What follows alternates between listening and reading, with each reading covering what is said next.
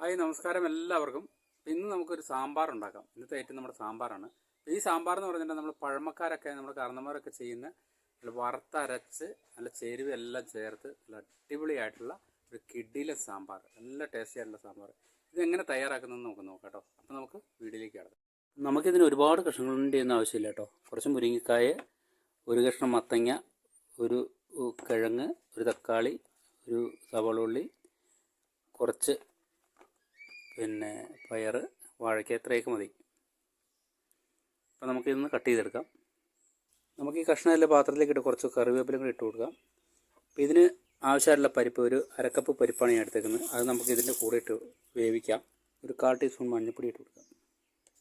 ഇതിലേക്ക് വേവാൻ ആവശ്യമുള്ള വെള്ളം ഒഴിച്ച് കൊടുക്കാം. ഇനി നമുക്കൊരു ചെറുനാരങ്ങ വലിപ്പത്തിൽ കുറച്ച് വാളംപുളി വെള്ളം ഒഴിച്ച് കുതിരാനായിട്ട് വെക്കാം. നമ്മുടെ സാമ്പാർ കഷ്ണം വേവിക്കാനായിട്ട് അടുപ്പത്തേക്ക് വെക്കാം. ഒരു 20 മിനിറ്റ് മൂടി വെച്ച് നന്നായിട്ടൊന്ന് വേവിക്കാം. നമുക്ക് കുറച്ച് തേങ്ങ വറുത്തെടുക്കണം. അപ്പോൾ അതിന് വേണ്ടിയിട്ട് അടുപ്പൊന്ന് കത്തിച്ച് ഒരു ചീനച്ചട്ടിയിലേക്ക് തേങ്ങ വറുത്തെടുക്കാം. ഒരു 2 ടീസ്പൂൺ എണ്ണ ഒഴിച്ച് കൊടുക്കാം. ഇതിലേക്ക് നമ്മുടെ തേങ്ങ ഇട്ട് കൊടുക്കാം. ഞാനിപ്പോൾ 1 കപ്പ് തേങ്ങയാണ് എടുത്തിരിക്കുന്നത്. നന്നായിട്ട് ഒന്ന് ബ്രൗൺ കളറാവുന്നവരെന്ന് ഫ്രൈ ചെയ്തെടുക്കാം.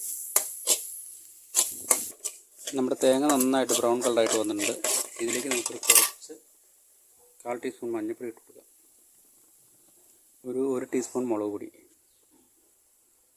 ഇതിൻ്റെ പച്ചമണമൊക്കെ മാറുന്നവരെ നന്നായിട്ടൊന്ന് ഫ്രൈ ആക്കാം. ഇതിൻ്റെ കൂടെ ഇരുന്ന്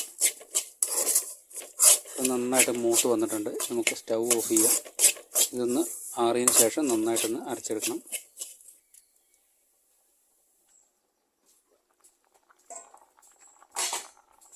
നമ്മുടെ കറിക്ക് ആവശ്യത്തിന് ഉപ്പിട്ട് കൊടുക്കാം. ഇപ്പോൾ കഷ്ണമൊക്കെ വെന്ത് വരുമ്പോഴത്തേക്കും നമുക്ക് ഈ തേങ്ങ വറുത്ത ചീനച്ചട്ടിയിലേക്ക് തന്നെ 1 ടേബിൾ സ്പൂൺ എണ്ണ ഒഴിച്ച് കൊടുക്കാം.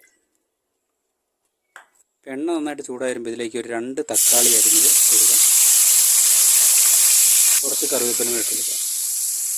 അപ്പോൾ നന്നായിട്ടൊന്ന് വഴറ്റിയെടുക്കാം.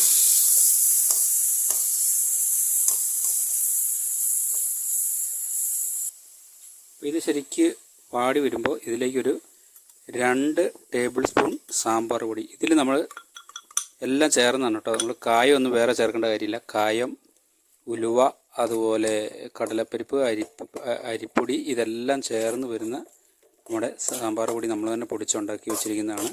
അപ്പോൾ ഇതിൽ നമ്മൾ എക്സ്ട്രാ കായം ചേർക്കേണ്ട കാര്യമില്ല കേട്ടോ. നമുക്ക് കറിക്കായൊക്കെ ഇതിലുണ്ട്. ഇതൊന്ന് ശരിക്ക് ഒന്ന് മൂപ്പിച്ചെടുക്കാം. അപ്പം നമ്മുടെ സാമ്പാർ പൊടി നന്നായിട്ട് മൂപ്പായി വന്നിട്ടുണ്ട്. ഇതിലേക്ക് നമ്മുടെ അരപ്പ് ചേർത്ത് കൊടുക്കുക. നമ്മൾ മുളകും തേങ്ങയും കൂടെ വറുത്ത് അരച്ച് വെച്ചിരിക്കുന്ന അരപ്പ് നമുക്ക് ഇട്ട് ഒന്ന് നന്നായിട്ട് ഇതിൻ്റെ കൂടെ ഒന്ന് ചൂടാക്കിയെടുക്കാം.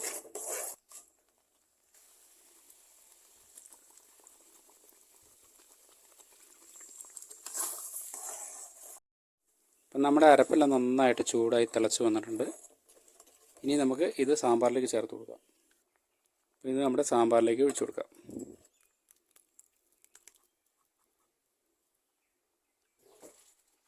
ഇതിലേക്ക് നമുക്കിനി വാളൻപുളി നീരൊഴിച്ച് കൊടുക്കാം.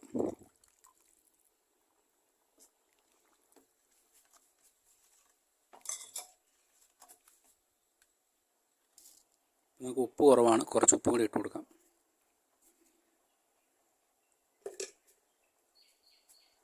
പിന്നെ നമുക്കിതിലേക്ക് കുറച്ച് മല്ലിച്ചപ്പ് ഇട്ട് കൊടുക്കാം.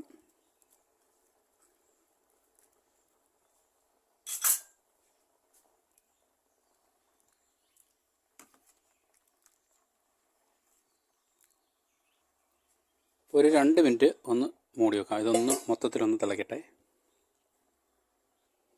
നമുക്ക് കുറച്ച് എണ്ണ താളിച്ചൊഴിക്കാം. 1 ടേബിൾ സ്പൂൺ എണ്ണ ഒഴിച്ച് കൊടുക്കാം. കുറച്ച് കടുക് ഇട്ട് കൊടുക്കാം.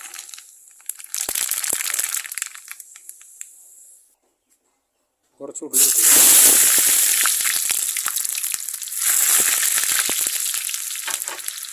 രണ്ടൊന്ന് വറ്റൽമുളക് ഇടാം.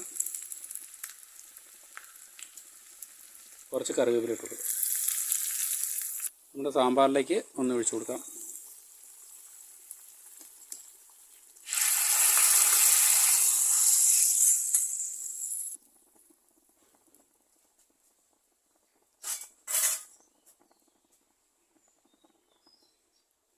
നമുക്കിനി സ്റ്റൗ ഓഫ് ചെയ്യാം.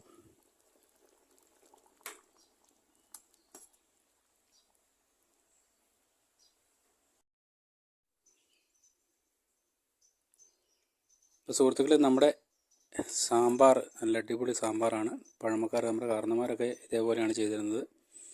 അതിൻ്റെ ഒരു ടേസ്റ്റ് ഒന്ന് വേറെ തന്നെയാണ് കേട്ടോ. നല്ല ടേസ്റ്റാണ് ഇത്. കൂട്ടിയതുണ്ട്, നല്ല തിക്കായ ഗ്രേവിയാണ്.